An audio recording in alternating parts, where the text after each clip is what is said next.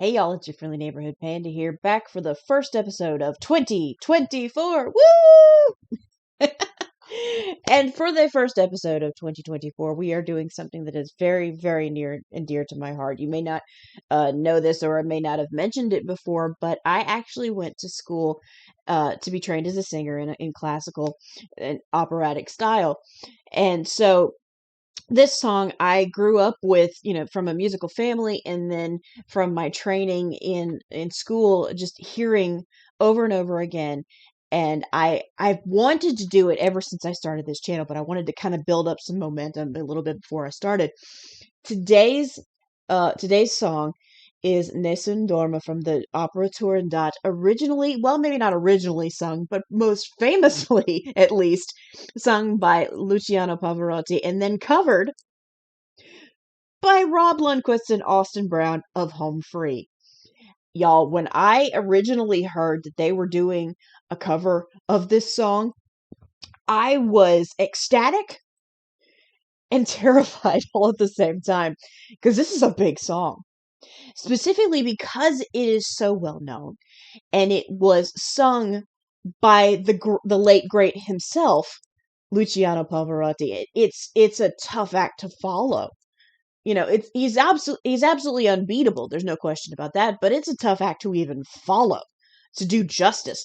And so I was excited and terrified, because I know how good they are, and I know how tough this song is. So, y'all, let's get into it. I want you to hear the original so you can understand what I'm saying, and then we'll head into the cover. Y'all, I'm excited. I'm excited.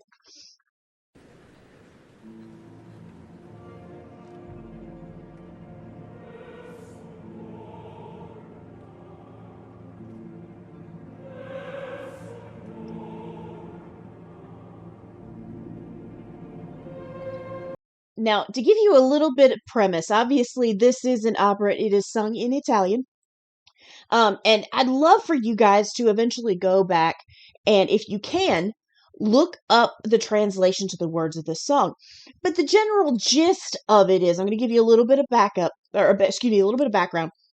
The general gist is that a young man has been given the challenge. He has fallen in love with the princess, and he's been given the challenge of learning her name before nightfall is over. And if he cannot figure out her name before the sun rises, he forfeits his life. And he's the next in line amongst several that have already tried to do this. And so, this is the struggle he's having during this song. And so that tells you a little bit about why they're starting out so softly in this. There's a whole choir back there and an entire orchestra here, but just the strings and just a few of the voices are starting off almost in a whisper, because it's nighttime and they are trying to set the scene and realize and set the tension and the quiet buzz in the air about what is happening here.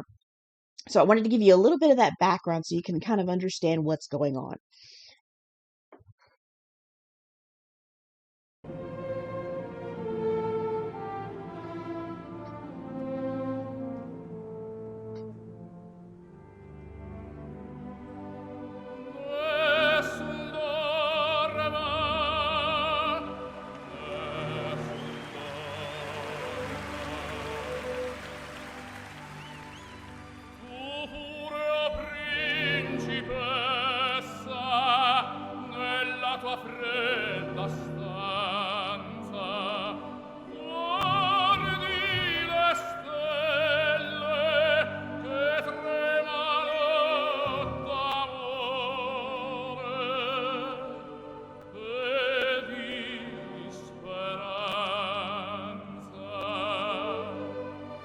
Now, I want you to we're going to go back just a little bit. We're not going to do the whole verse again, but I just want you to look at Luciano Pavarotti's face right now. Okay, it is utterly relaxed.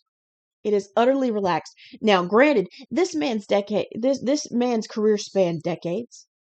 He has sung in front of millions, dozens and dozens and dozens of times, and so he Stage fright, I don't think existed in his vocabulary at all towards the end. But also, he is displaying one of the hallmarks of a. Oh, that was my cat. Sorry, y'all. He is displaying one of the hallmarks of a trained professional in the operatic world. That no matter what's going on, no matter what kind of emotion he's displaying, there is no tension. When you're in training for this kind of thing, your instructors will tell you that all the power needs to come from your lungs and from your rib cage, okay? From the chest up, everything needs to be relaxed. There needs to be no tension. You are creating a shape with your mouth and your vocal cords. But your lungs are the bellows through which air goes through that shape to create a sound. So there should be no tension. Your jaw should not be jutted forward. Your tongue should be relaxed in your mouth. Your throat should not be tight. And look at no matter what he's saying, it seems effortless. At the beginning, he seems almost bored, okay? But then he gets that little twinkle in his eye and that tiny little bit of a smile as he brings in more of the emotion of the song. But he is still letting his lungs do the work. So let's go back just a little bit so you can see that. Just dropped.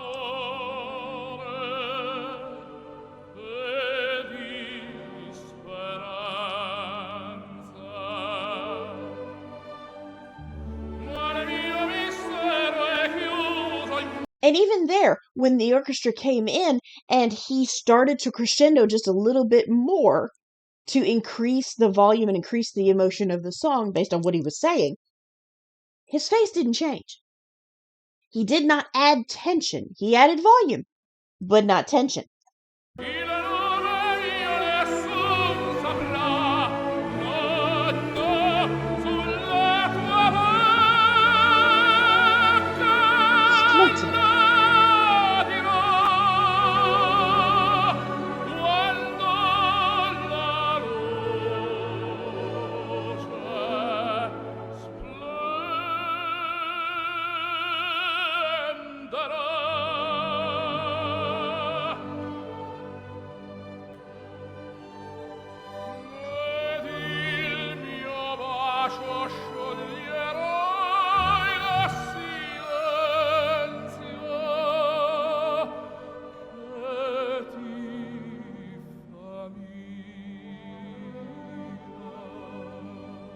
See, he still has, again, all that relaxed face, but in order to bring forth the emotion, he just leans forward a little bit.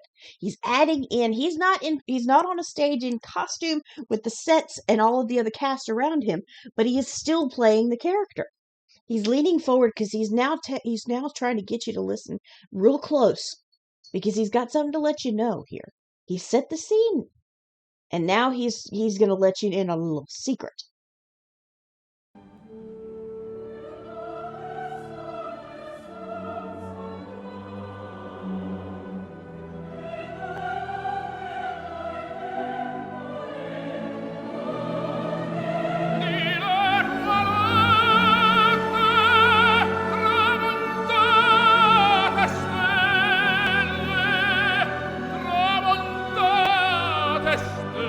See, he's telling you at this point, he set the scene at the beginning, telling you what's going on, and he's saying that he hopes he'll figure it out. He really loves this girl. He wants to figure it out. He hopes he'll figure it out. And you almost notice in here that that Pavarotti kind of shifted on his feet and kind of just secured his stance, okay? So that at this point, he's telling the audience he is resolved. He has made that resolution, and he's telling the audience, you know what? By the end of the night, I'm going to figure it out. But before the night is over, I'm going to do it. And I'm going to win her hand. I will win. That's what that vincero, that's what that phrase means. I will win. And so you see him, he sort of planted his feet.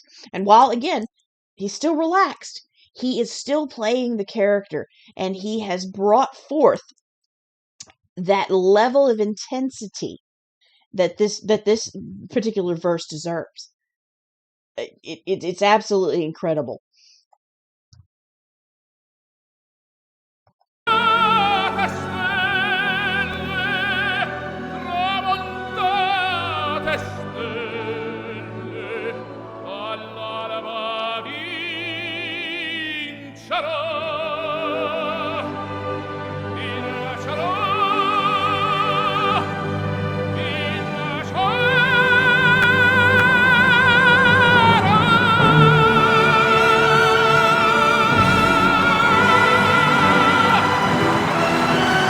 Every time, it's right here. Look at his face. As I said, this man's career spans decades. He's sung in front of millions. He's probably done this song dozens of times up to this point. But look at his face, the awe at a job well done, and the ability to sing a song that is so potent and was done by one of the greatest composers of all time, and he has the privilege to do that, is written all over his face. It gets me every single time. So now you know, okay? Now you kind of understand what we're dealing with here. This is a big song, y'all. So let's see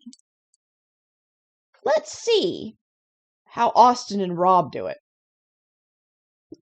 Ah!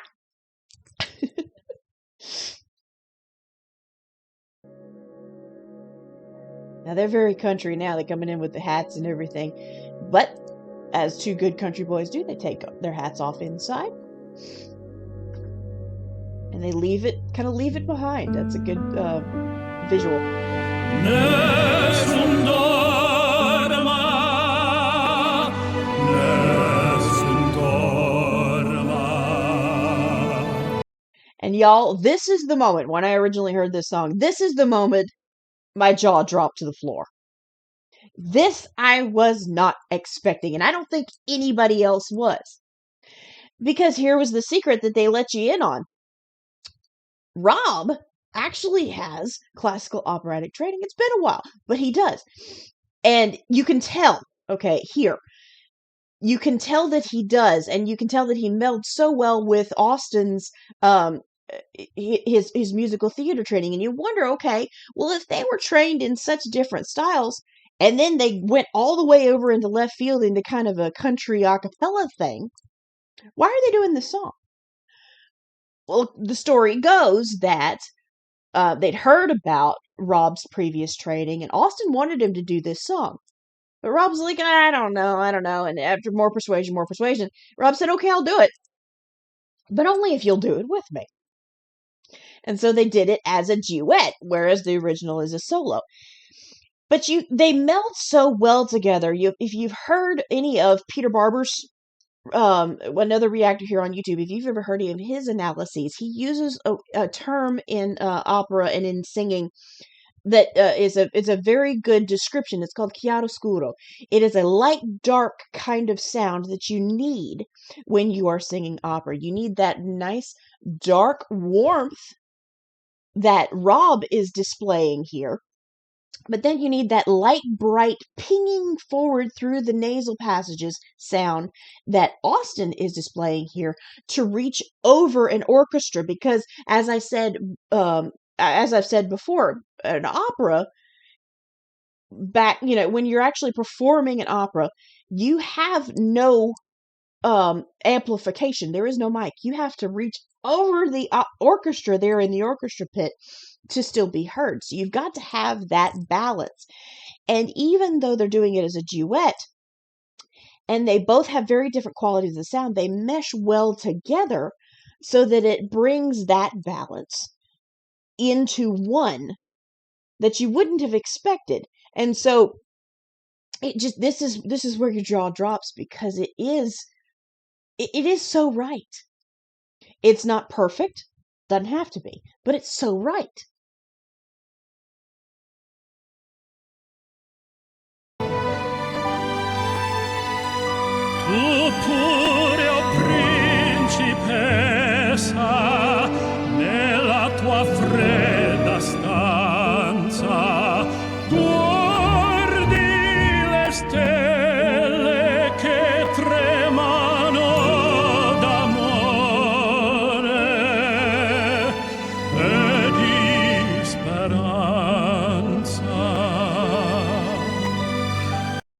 you can tell there that Rob is trained in this style, or was trained in this style, but you can also tell it's been a while. Because he has all of those foundations. He has that warmth in his tone. He has that delicacy and much further precision in the Italian diction than your average. He still has there's a little bit of a quaver in the back of his voice where the vibrato is, that just tells you it's been a while. He's a little out of practice, but he hasn't forgotten. And he is very good at what he does, regardless of how long it's been. So let's see how Austin does with a solo with his musical theater background. Ma il mio mistero è chiuso in me. Il nome mio nessun saprà. No, no, sulla tua bocca lo dirò. Okay, now it is very evident. It is very evident the different styles. Austin's voice is a lot more pingy.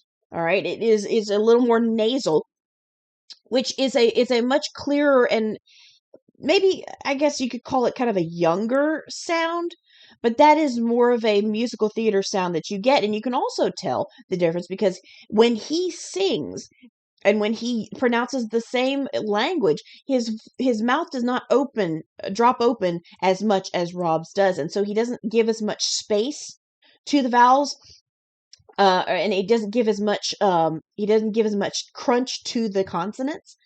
So it is a very different style. I think he still fits in a way, but you can definitely tell the difference in their two styles. And again, I love when they come together, how well they blend.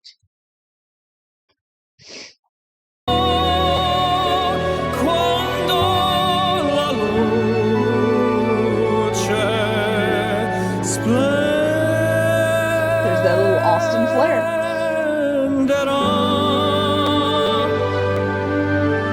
He just does so well. Per il mio bacio scioglierò il silenzio che mi fa mia. Il nome mio nessun saprà. E noi dovremmo, ahimè, morir di legua. Okay, watch. I want you to look. They're both closing the mouth for the end of that word bocca. But look at how wide and how tall open Rob's mouth is compared to Austin's. This is not a bad thing on either of their parts, but it is a clear indication of the styles in which they are trained.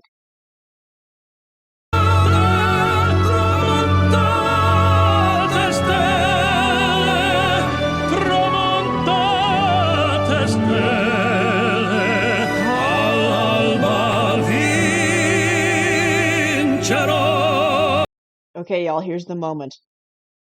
Here is the last two words. So it's the same word, but it's spoken twice. These last two repetitions is the moment when you think, okay, this is the big final crescendo, the thing that leaves you breathless in the original.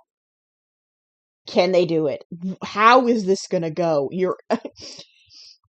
I was white knuckling it when I heard them sing it originally.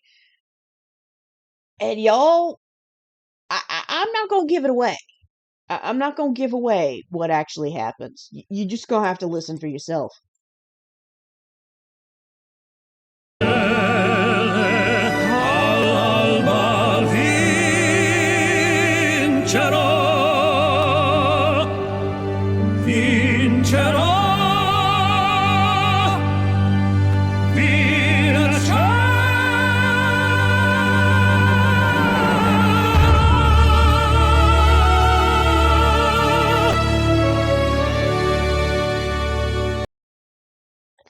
managed it, don't you?